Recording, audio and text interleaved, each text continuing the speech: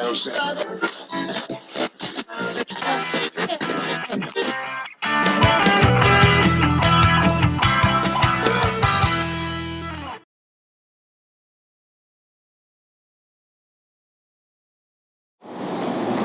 first of our readings this morning is from the second book of Samuel.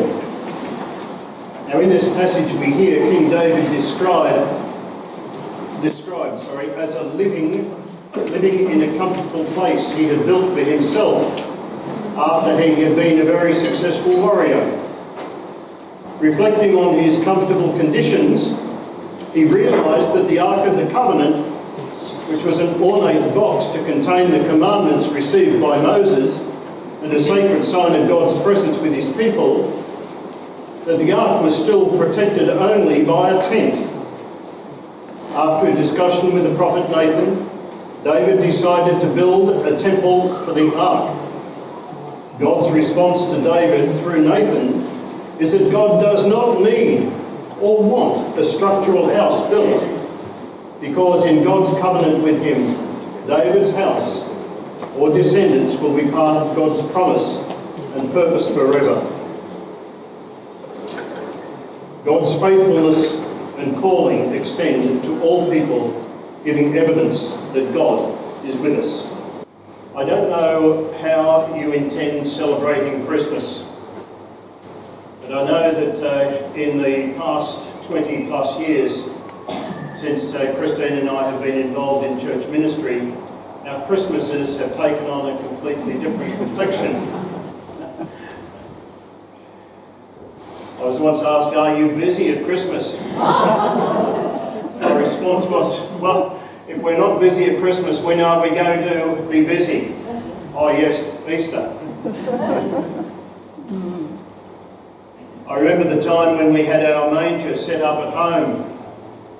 It wasn't quite as big as this one, but nonetheless, we had the manger set up and our son decided that Jesus was missing, because we had that tradition where we wouldn't feature Jesus in the manger setting until Christmas Day. And we came home one day to find out that he'd taken an elastic band and turned the little baby Jesus head down and attached it to Mary.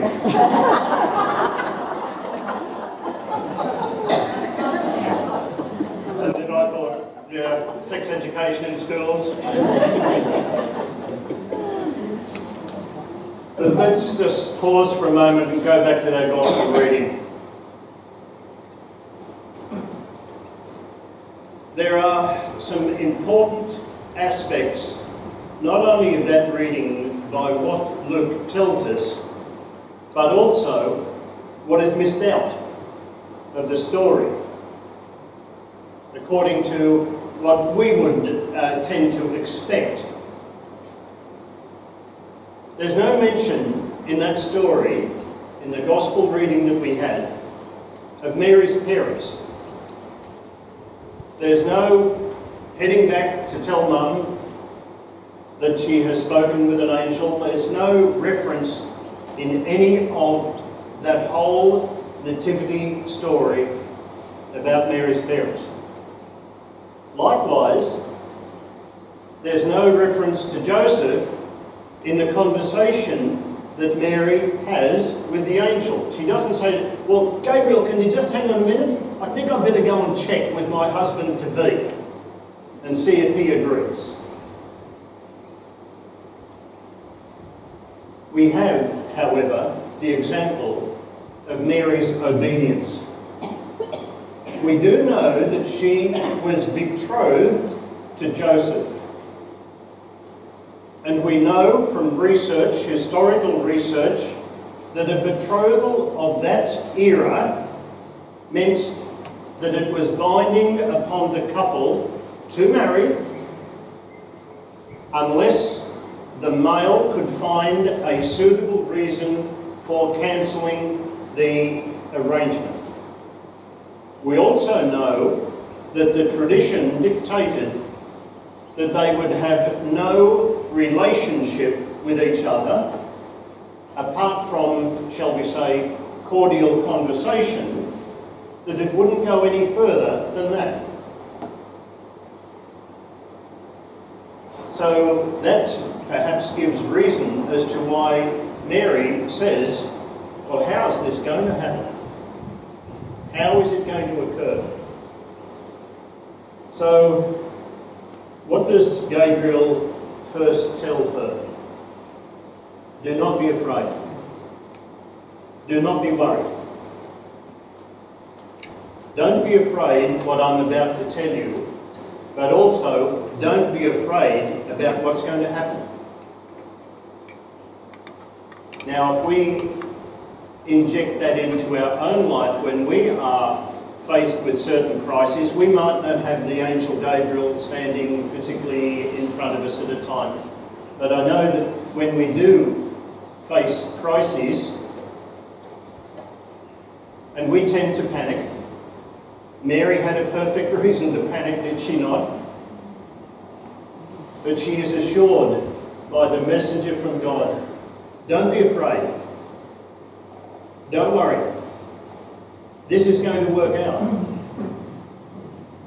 And so let's just keep that in the back of our mind about something that God tells us at the time that we face crisis. It's also interesting to note that part of the message from the angel Gabriel is that your relative, Elizabeth, in her old age, the one who the whole community knew was barren, is going to have a child. And she's in the 6th month. So Gabriel is conveying to Mary the message that you're not alone in this. You're not alone. Now let's again store the message for you and I in life circumstance that we need not be alone. When we are faced with a crisis or a difficulty or a challenge, we need not be alone. We may be able to find comfort in other people, other sufferers, in a support group, or through some group that we can join, or even find within the hospital ward or the setting others who are journeying that same way as we may be. We need not be alone. God will be with us, and God will provide us the support. We have that perfect example of Mary hearing about Elizabeth. And while it wasn't part of the gospel reading for today, we know that when she visits Elizabeth, Elizabeth is overjoyed at the news. And we have that beautiful part of the story where Elizabeth says that when you told me that news, the child within me leapt for joy. So we have that sharing of circumstance and therefore an easing of burden. So in recognising that she's not alone, Mary responds to God, and in essence she says, let me become what you have called me to be. Isn't that a delightful statement? Let me become what you have called me to be. What a beautiful example of obedience. But you know, there's many experiences in life that make us stronger, that make us more aware of God's presence, and therefore give us the opportunity to, while we may not have used those words, but to become what we have been called to be.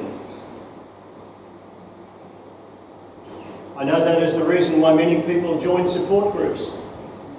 That having been through a journey and knowing how hard some of life's journeys can be, they would like to make it a bit easier for another person. And it gives a wonderful expression to pastoral care for those people that want to be able to share something of their life experience to ease the burden on another. So, what may have seemed initially to Mary as impossible, Gabriel assures her that it is not impossible for God. And again, storing in our memory bank that when we go through difficulties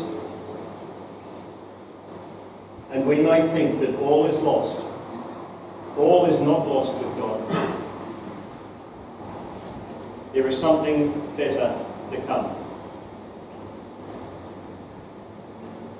Now, just linking back into the gospel story again, of course, Mary is assured that the child that she is to carry will be part of a line of descendants that will be part of David's line.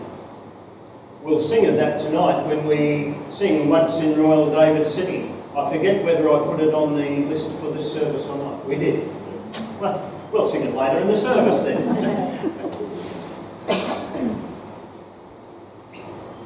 Now, do you note that in the Gospel stories, the Gospel of Matthew traces one line of descendants for Jesus, and the Gospel of Luke in chapter 3 traces a different line. Yet both of them connect back to David, to Abraham, to creation. It's often been said that the line of David in the Matthew story is taken through the male line, whereas the Luke story of the descendants is taken through the mother's line. It's not entirely correct, but it does give some credence as to why there would be two lines. But both of them, taking different lines, still go back to the same origin.